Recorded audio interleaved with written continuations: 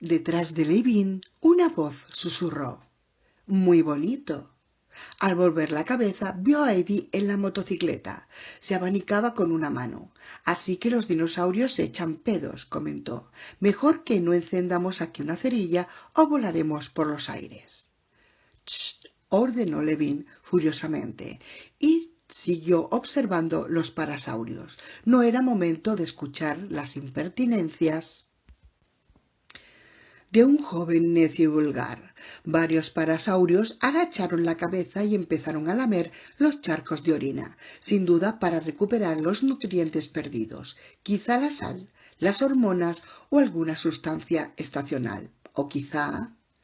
Levin avanzó un poco más. Era tan poco lo que sabían sobre aquellas criaturas, ni siquiera conocían los aspectos más elementales de sus vidas: cómo comían, cómo evacuaban, cómo dormían, cómo procreaban. Un mundo entero de intrincadas pautas de comportamiento se había desarrollado entre aquellos animales, extinguidos desde hacía tanto tiempo. Comprenderlas requería el esfuerzo de docenas de científicos durante toda su vida. Pero eso probablemente no ocurriría. Solo podía aspirar a extraer unas cuantas conjeturas, algunas deducciones simples que apenas traspasarían la superficie de sus complejas vidas. Los parasaurios bramaron y se adentraron más aún en la selva. Levin avanzó unos pasos con la intención de seguirlos.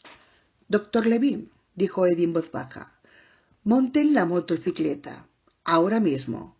Levin no le hizo el menor caso. Cuando los parasaurios se marcharon, docenas de minúsculos animales verdes saltaron a claro emitiendo un curioso chirrido.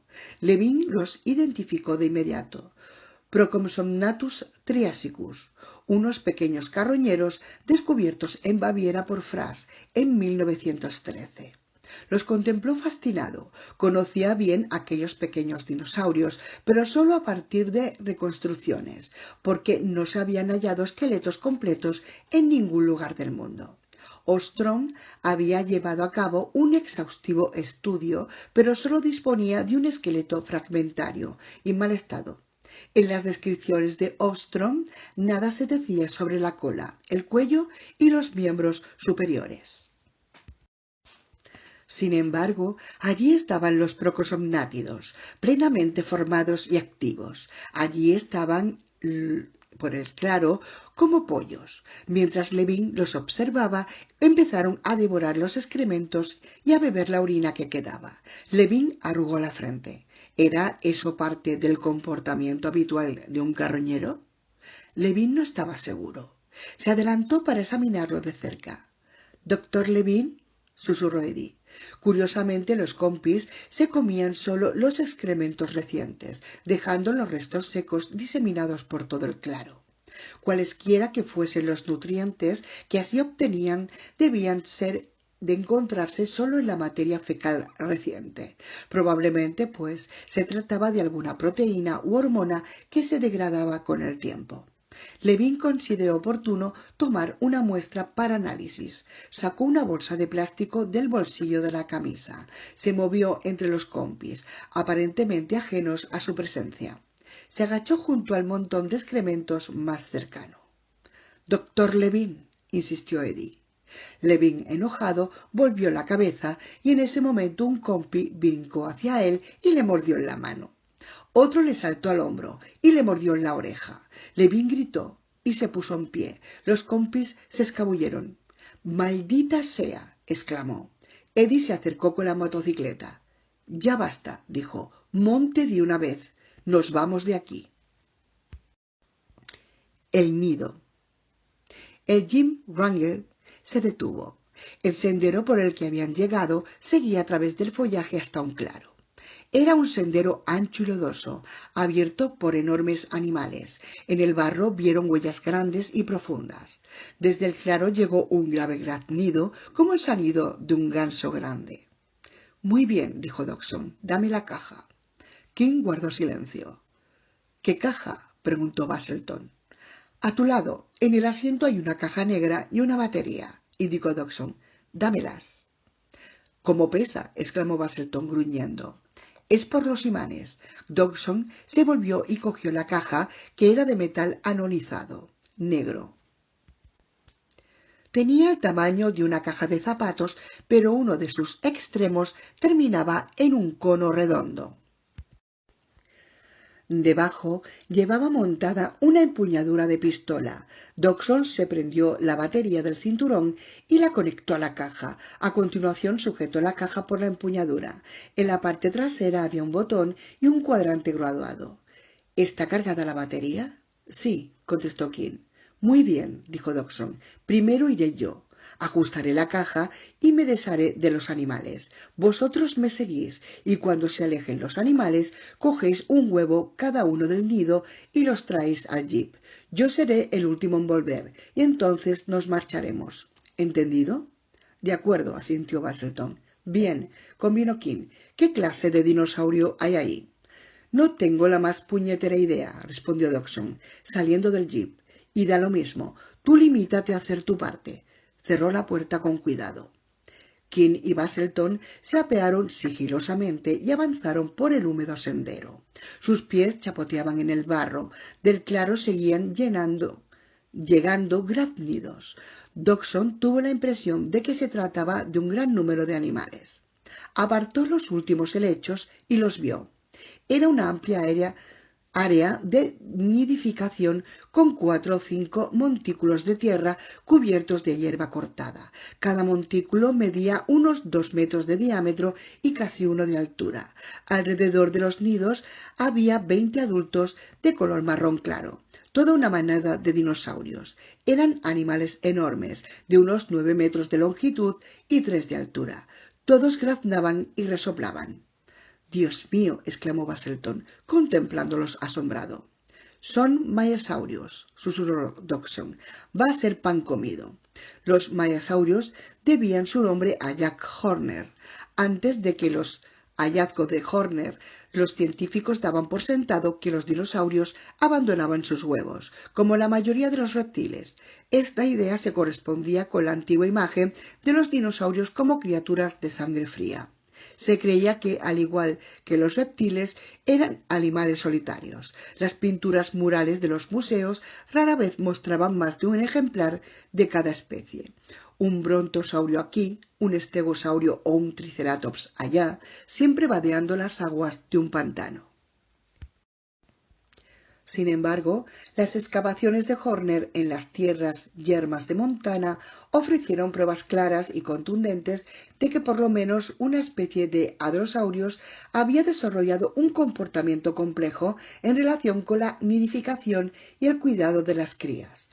Horner se basó en ese comportamiento al dar nombre a estas criaturas. Mayasaurios significa lagarto buena madre.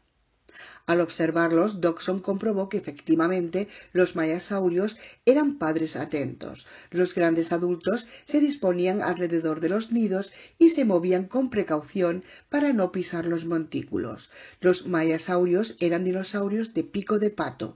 Tenían cabezas de gran tamaño con un hocico ancho y plano que recordaba realmente el pico de un pato. Arrancaban hierba con la boca y la colocaban sobre los huevos. Como Dodgson sabía, era una manera de regular la temperatura de los huevos. Si aquellos gigantescos animales se sentaban sobre ellos, los aplastarían. Así que, en lugar de empollarlos con su cuerpo, los cubrían de hierba para concentrar el calor y mantenerlos a temperatura constante. Los animales realizaban esta tarea ininterrumpidamente. —Son descomunales —comentó Basselton. —Son solo vacas grandes —afirmó Dodgson. Si bien los mayasaurios alcanzaban un extraordinario tamaño, eran herbívoros y mostraban la actitud dócil y un tanto estúpida de las vacas. —¿Listos? Allá vamos. Dodgson levantó la caja como un arma y salió al claro. Contra sus previsiones, los mayasaurios no reaccionaron al verlo. De hecho, siguieron actuando como si no hubiesen advertido siquiera su presencia. 1 o 2 adultos lo observaron con ojos inexpresivos y luego desviaron la mirada. Continuaron depositando hierba sobre los huevos. y que eran blancos y esféricos y medían poco más o menos medio metro de diámetro, aproximadamente el doble que un huevo de avestruz. Eran del tamaño de una pelota de playa. Ningún animal había roto aún el cascarón. King y Basselton salieron también de entre el follaje y colocaron junto a Dodgson. «Qué raro», dijo Basselton. «Mejor para nosotros», repuso Dodgson, y puso en marcha la caja. Un pitido agudo y continuado llenó el claro. Los mayasaurios se volvieron inmediatamente hacia el sonido, graznando y alzando la cabeza. Parecían nerviosos, desconcertados. Dodgson hizo girar el botón y el pitido aumentó de intensidad, alcanzando un volumen ensordecedor. Los mayasaurios balancearon la cabeza y se apartaron del penetrante sonido. Se amontonaron en un extremo del claro. Varios, asustados, se orinaron. Algunos se adentraron en el follaje, abandonando los huevos. Estaban inquietos, pero se mantenían a distancia. «Ahora», ordenó Dodgson. King entró en el nido más cercano y levantó un huevo con su gruñido. Apenas podía rodear con los brazos la enorme esfera. Los mayasaurios graznaron al verlo, pero ningún adulto se atrevió a aproximarse. A continuación Basselton entró en el nido, cogió un huevo y siguió a King hacia el jeep. Dodgson retrocedió, apuntando a los adultos con la caja. Al llegar al borde del claro la apagó. Los mayasaurios regresaron al instante, emitiendo potentes y repetidos graznidos, pero de vuelta junto a los nidos parecieron olvidar lo que acababa de ocurrir. En unos segundos dejaron de graznar y siguieron cubriendo de hierba los huevos. No prestaron atención a Dodgson mientras se alejaba camino del jeep. «Animales estúpidos», pensó mientras iba hacia el vehículo. Basselton y King guardaban los huevos en grandes contenedores de espuma, encajándolos cuidadosamente en el hueco. Los dos reían como niños. «Ha sido increíble. Genial. Fantástico». «¿Qué os había dicho?», preguntó Dodgson. «Es coser y cantar». Consultó el reloj.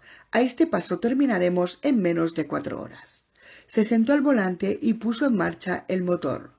Basselton volvió a la parte de atrás. King se acomodó en el asiento contiguo a Dodgson y miró el mapa. «El siguiente», dijo Dodgson. La plataforma de observación. «En serio, no es nada», aseguró Levin malhumorado. Sudaba copiosamente a causa del agobiante calor que se concentraba bajo el tejadillo del refugio. «Fíjate, ni siquiera ha traspasado la piel». Tendió la mano. Se veía un semicírculo rojo donde el compi le había hincado los dientes, pero eso era todo. «Sí, bueno, pero la oreja le sangra un poco», dijo Eddie junto a él. «No noto nada. No puede ser grave». «No, no es grave», confirmó Eddie, abriendo el botiquín. «Pero mejor será que desinfectemos la herida». «Prefiero seguir con mis observaciones», insistió Levin. Los dinosaurios se hallaban a menos de 500 metros de la plataforma. Desde allí los veía bien. En el aire quieto del mediodía incluso los oía respirar. Los oía respirar. O mejor dicho, los oiría si aquel joven lo dejaba en paz. «Oye», protestó Levin, «sé lo que hago». Has interrumpido al final de un experimento muy interesante y provechoso. Había llamado a los dinosaurios imitando su reclamo y habían venido hacia mí. «¿De verdad?», dijo Eddie. «Sí», afirmó Levin. «Eso los ha atraído hasta el bosque. Así que considero que tu ayuda es innecesaria».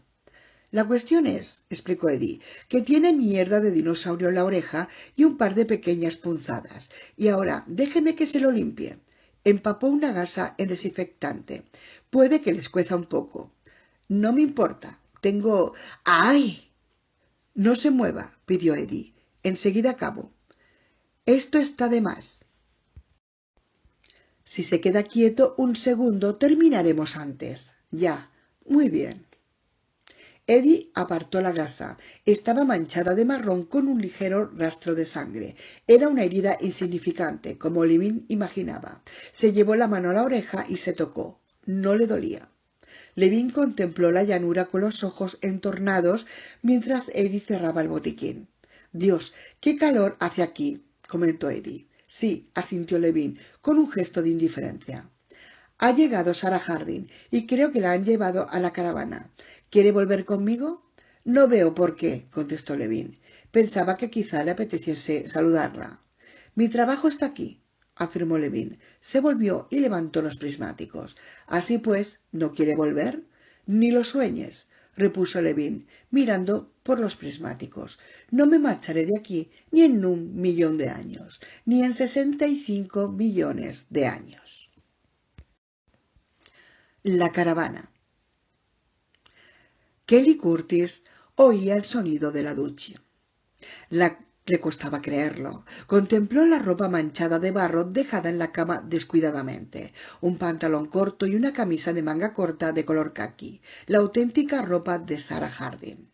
No pudo contenerse. Alargó el brazo y la tocó. Notó que la tela estaba gastada y deshilachada. Los botones habían sido recosidos y no hacían juego. Cerca del bolsillo vio unas rayas rojizas que podían ser antiguas manchas de sangre. ¿Kelly? Sarah la llamaba desde la ducha. Recordaba su nombre. ¿Sí? Contestó Kelly, con una voz que delató su nerviosismo. ¿Hay champú? Voy a ver, doctora Harding, dijo Kelly, y empezó a abrir cajones atropelladamente. Los hombres habían salido al compartimiento contiguo, dejándola sola con Sarah mientras se duchaba. Kelly buscó desesperadamente, abriendo cajones y cerrándolos con fuerza. Si no encuentras, da igual, desistió Sarah. Lo estoy buscando. ¿Hay lavavajillas? Kelly se quedó callada por un instante. Junto al fregadero había una botella verde de plástico. Sí, doctora Harding, pero... Dámela. Es todo lo mismo. No me importa. Asomó la mano por la cortina de la ducha. Kelly le entregó el jabón. Ah, y me llamo Sarah. Bien, doctora Harding. Sarah. De acuerdo, Sarah.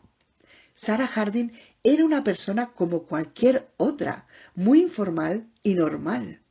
Extasiada, Kelly se sentó en el banco de la cocina y esperó, balanceando los pies, por si la doctora Harding, Sarah, necesitaba algo más.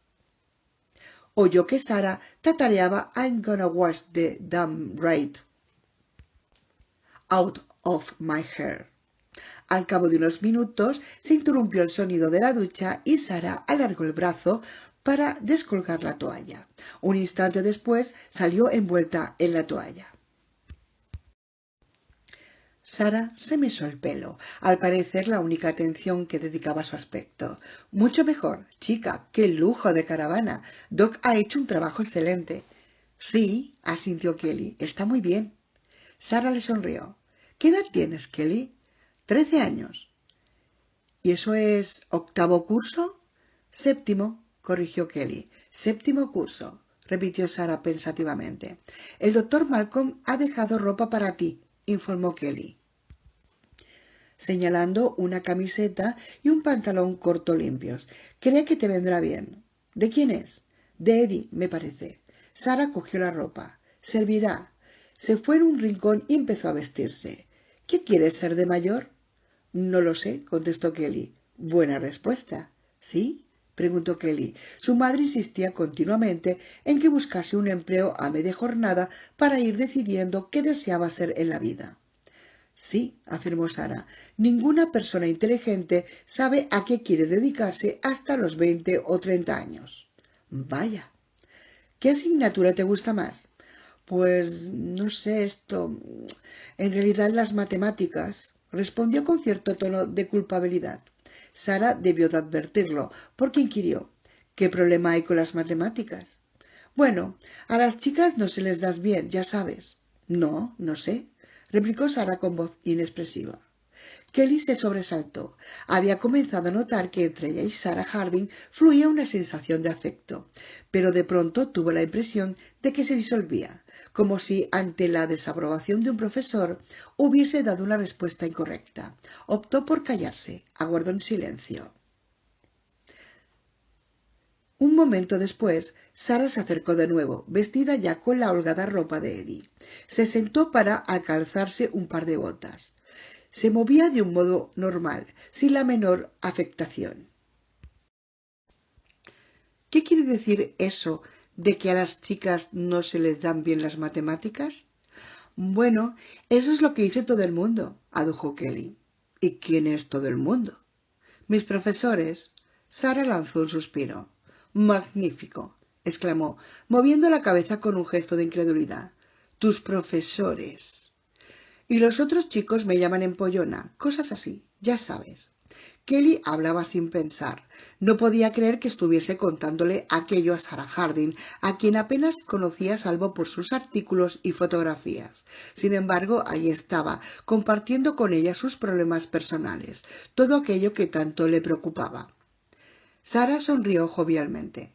Pues si dicen eso, debes de ser una verdadera as de las matemáticas, ¿no? Supongo.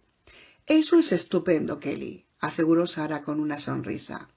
Pero es que a los chicos no les gustan las chicas demasiado inteligentes. ¿Tú crees? Preguntó Sarah, arqueando las cejas.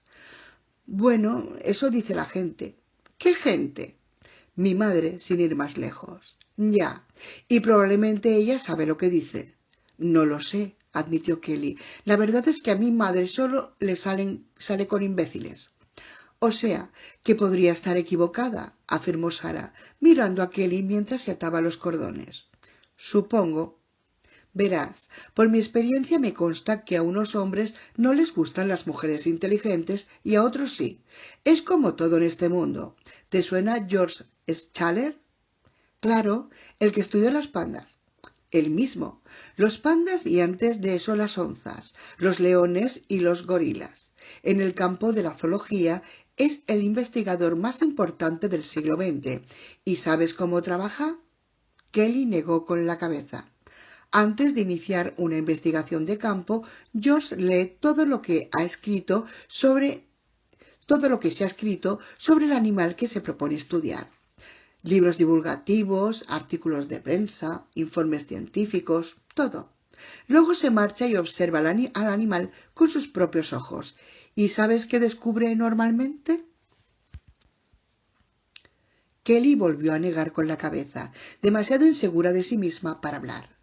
Pues que casi todo lo que se había escrito o dicho era incorrecto. Como con el gorila.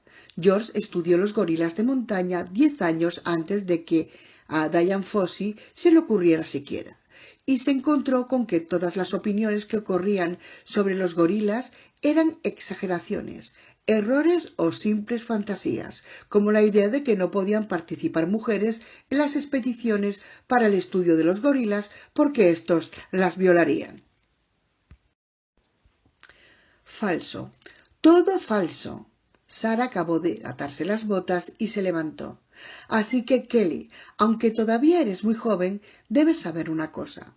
Durante toda tu vida oirás hablar a la gente, y la mayoría de las veces, probablemente el 95% de las veces, lo que oigas será falso. Y yo estoy de acuerdo con Sarah. Es un hecho, afirmó Sarah. Los seres humanos acumulan información errónea, así que es difícil saber a quién creer. Me hago cargo de cómo te sientes. ¿En serio? Claro. Mi madre siempre me decía que no llegaría a nada en la vida, sonrió, y lo mismo pensaban algunos de mis profesores. ¿De verdad? A Kelly le parecía imposible. Sí, en realidad. En la otra sección de la caravana oyeron decir a Malcolm: No, no, esos idiotas van a echarlo todo a perder. Sarah se dio media vuelta y pasó de inmediato al otro compartimento. Kelly se levantó de un salto y corrió tras ella. Los hombres se apretujaban en torno al monitor. Hablaban todos a la vez, visiblemente alterados. «Es un desastre», exclamó Malcolm. «¡Un desastre!» ¿Es un jeep eso?, preguntó Thor. Traían un jeep rojo, informó Harding, acercándose a mirar. Entonces es Dodgson, afirmó Malcolm. Maldita sea. ¿Qué hace aquí? Me lo imagino. Kelly se abrió paso para echar una ojeada al monitor. En la pantalla vio vegetación y un vehículo rojo y blanco que aparecía de manera intermitente entre las hojas. ¿Dónde están ahora?, preguntó Malcolm a Arby. Creo que en la parte este del valle, respondió Arby, cerca de donde encontramos al doctor Levine. Se oyó el chasquido de la radio. ¿Queréis decir que hay más gente en la isla?, inquirió la voz de Levin. Sí, Richard. Pues vale más que los detengáis antes de que lo estropeen todo. Ya lo sé. ¿Quieres volver? No sin una razón de peso. Informadme en caso de que la haya, contestó y cortó la transmisión. Harding miró la pantalla, prestando atención al jeep. Son ellos, sin duda, declaró. Ese es tu amigo Dodgson. No es mi amigo, replicó Malcolm. Al levantarse asomó a su rostro una mueca de dolor a causa de la pierna. Vámonos, tenemos que detener a esos hijos de puta. No hay tiempo que perder. El nido. El Jeep Wrangler rojo se detuvo suavemente. Justo delante se alzaba una tupida pared de follaje por la que se filtraba la luz del claro situado detrás. Dodgson permaneció en silencio dentro del jeep, aguzando el oído. Kim volvió la cabeza hacia él e hizo ademán de hablar, pero Dodgson le indicó que callase. De pronto oyó con nitidez un ligero gruñido, casi un ronroneo. Procedía del otro lado del follaje y sonaba como un gigantesco gato montés. Y de manera intermitente percibió una leve vibración, mínima pero suficiente para que las llaves del jeep oscilasen, tintineando contra la columna de dirección. Mientras notaba la vibración, cayó en la cuenta. Está andando. Era un animal enorme y andaba. Junto a él, Kim miraba al frente boquiabierto. Dodgson se volvió y advirtió que en la parte trasera el profesor Busselton se aferraba al asiento con los dedos blancos y escuchaba el sonido. Ante ellos, una sombra se desplazó sobre los helechos. A juzgar por la sombra, era un animal de 6 metros de altura y 12 de longitud. Andaba sobre las patas traseras y tenía el cuerpo voluminoso, el cuello corto y la cabeza grande. Un tiranosaurio. Dodgson contempló la sombra indeciso. El corazón le saltaba en el pecho. Se planteó la posibilidad de ir al siguiente nido, pero estaba convencido de que la caja volvería a surtir efecto. Acabemos con esto cuanto antes, decidió. Dame la caja. Busselton se la entregó tal como lo había hecho antes. ¿Están cargadas las baterías? Lo están, confirmó Kim. Muy bien, dijo Dodgson. Allá vamos. Todo igual que antes. Yo voy primero. Vosotros me seguís y traéis los huevos al jeep. ¿Preparados? Preparado, afirmó Busselton. Kim no contestó. Seguía con la mirada fija en la sombra. ¿Qué clase de dinosaurio es este? Un tiranosaurio. Dios mío, exclamó Kim. ¿Un tiranosaurio?, repitió Busselton. ¿Qué más da uno que otro?, repuso Dodgson irritado. Basta con atenerse al plan, como antes. ¿Listos? Un momento, rogó Busselton. ¿Y si no funciona?, inquirió Kim. Ya sabemos que funciona, adujo Dodgson. Recientemente se ha hecho público un dato curioso sobre el tiranosaurio, explicó Busselton. Un paleontólogo llamado Roxton ha realizado un estudio sobre la cavidad cerebral del tiranosaurio y ha llegado a la conclusión de que su cerebro no difería mucho del de la rana, aunque era mucho mayor. De eso se desprende que el sistema nervioso del tiranosaurio está adaptado solo al movimiento. Si estás quieto, no te ve. Para ellos cualquier objeto inmóvil es invisible. ¿Estás seguro?, preguntó Kim. Eso sostenía el informe y tiene sentido. No olvidemos que los dinosaurios, pese a su intimidador tamaño, poseían una inteligencia bastante primitiva. No deja de ser lógico que un tiranosaurio tuviese el cerebro de una rana. No veo por qué tenemos que precipitarnos, comentó Kim nervioso. Es mucho más grande que los anteriores. ¿Y qué?, replicó Dodgson. Ya has oído a George. No es más que una rana gigante. Acabemos de una vez. Salid del jodido jeep y cerrad las puertas con cuidado.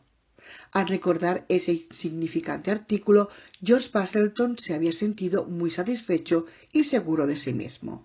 Había desempeñado su papel habitual, proporcionar información a quienes carecían de ella. Sin embargo, cuando se acercaba al nido, advirtió con consternación que le temblaban las rodillas. Se mordió el labio y se esforzó por controlarse. No estaba dispuesto, se dijo, a exteriorizar su miedo. Era dueño de la situación. Dodgson se caminaba ya hacia el nido, sujetando la caja negra como una pistola. Basselton observó a King, que se había quedado blanco como el papel y sudaba profusamente. Avanzaba a paso lento y parecía a punto de desmayarse. Basselton caminó junto a él, asegurándose de que se encontraba bien. Dodgson echó un último vistazo atrás e indicó a Basselton y a King que se apresurasen. Les lanzó una mirada feroz y atravesó el follaje. Basselton vio al tiranosaurio. No había dos. Flanqueaban un montículo de barro. Eran dos adultos, 6 metros de altura, poderosos, erguidos sobre las patas traseras, piel de color rojo oscuro, fauces imponentes.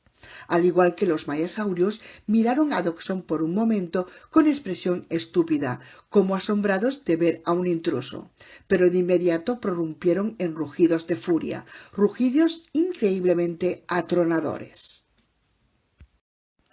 Dodgson levantó la caja y apuntó hacia los animales. Al instante el pitido agudo y continuo inundó el claro.